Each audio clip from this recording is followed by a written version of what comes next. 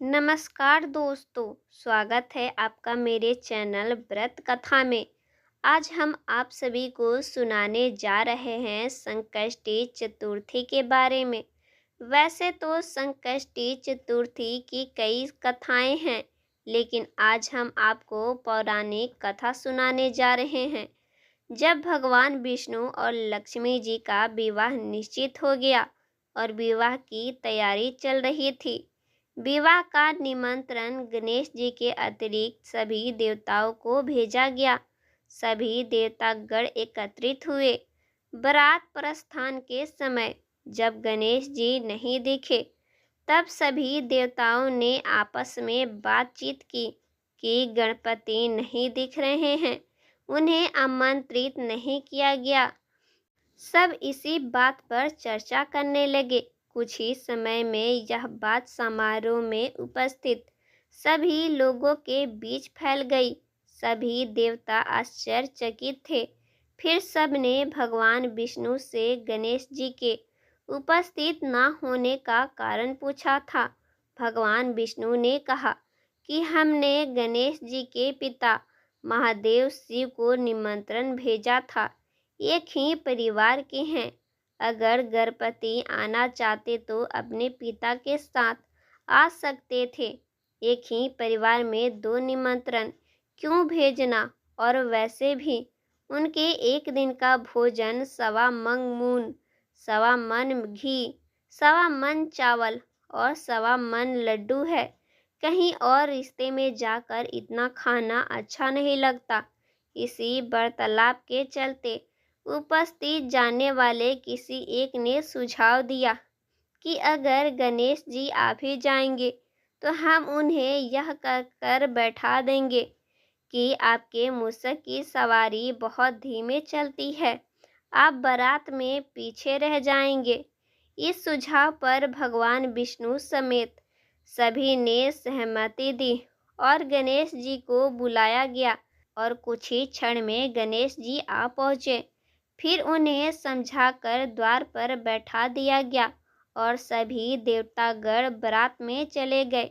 इतने में नारद जी आए। उन्होंने देखा कि गणेश जी तो द्वार पर बैठे हैं और अन्य सभी देवता बारात में गए हैं। पूछने पर गणेश जी ने उत्तर दिया कि मेरा बहुत अपमान हुआ है, मुझे यहाँ द्वारपाल बनाकर बैठा दिया गया। तब नारद जी ने गणेश जी को सुझाव दिया कि आप जल्दी अपनी मूषक सेना को भेज दीजिए। बस बारात से आगे पहुंचकर रास्ता खो देगी, जिससे बारात में चल रहे वाहन धरती में धंस जाएंगे और बारात आगे नहीं बढ़ पाएगी। गणेश जी ने ऐसा ही किया।